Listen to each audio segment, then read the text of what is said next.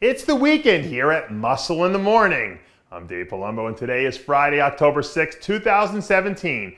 Let's find out what's going on in the world of bodybuilding and fitness.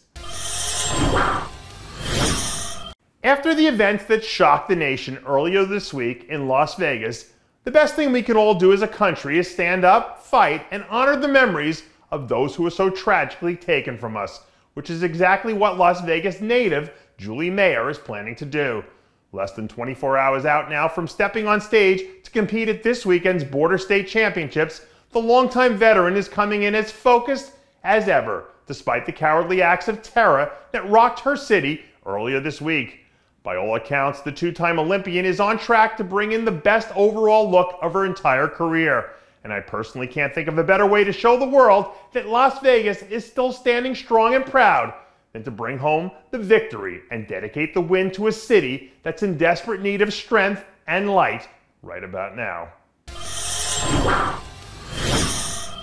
You'd think that closing out your rookie season with a win and a top 11 Olympia performance on your resume would be enough to leave you feeling pretty good about where you stand. But why am I getting the feeling that probably is not the case for classic physique rookie sensation Jamie LeRoyce? Late Tuesday, LeRoyce released some video from his latest back training session as he gives his fans an up-close and personal look at what he's doing to get his new off-season program up and running. From a raw talent standpoint, LeRoyce was definitely one of the more intriguing new guys in the division this year. But with so much talent populating the top of the division right now, it'll be interesting to see if he can bring his game up another level or two to really start being considered one of the elite contenders in the sport. If you want to be competitive in the figure division these days, then you better make damn well sure that you show up every day ready to go to work. And trust me when I tell you this, there aren't a whole lot of athletes in the sport right now who know how to put in the work quite like Christina Farnsworth. After spending the early part of her off-season doing her best to keep a low profile, this week, the Danish Diamond released some video from her latest back training session out at her home gym, World Gym San Diego. As far as I'm concerned, there isn't another athlete in the division who can get in the gym and hang with Farnsworth rep for rep or pound for pound. And once she starts to tie those last few pieces of the puzzle together, it's only going to make her all that much more dangerous come contest time.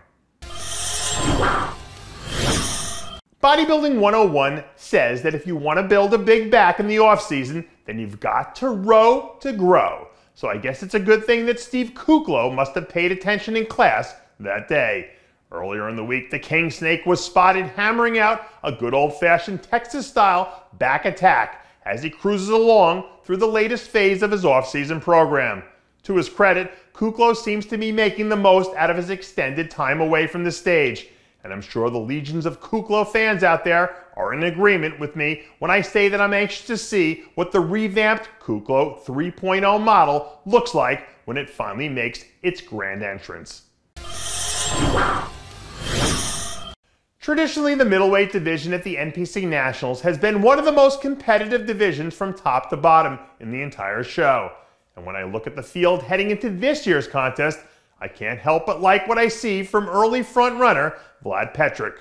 Coming off a solid top 10 effort back at the USA Championships, Petric is coming into the Nationals with a ton of momentum behind him.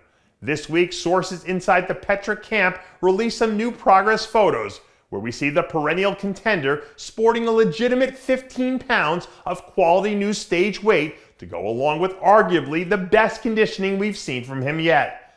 This retooled version of Vlad Petric looks to be the real deal, and as long as he can tie it all together in the end, I have a hard time believing he won't be right up there in the mix of things when the final bell rings.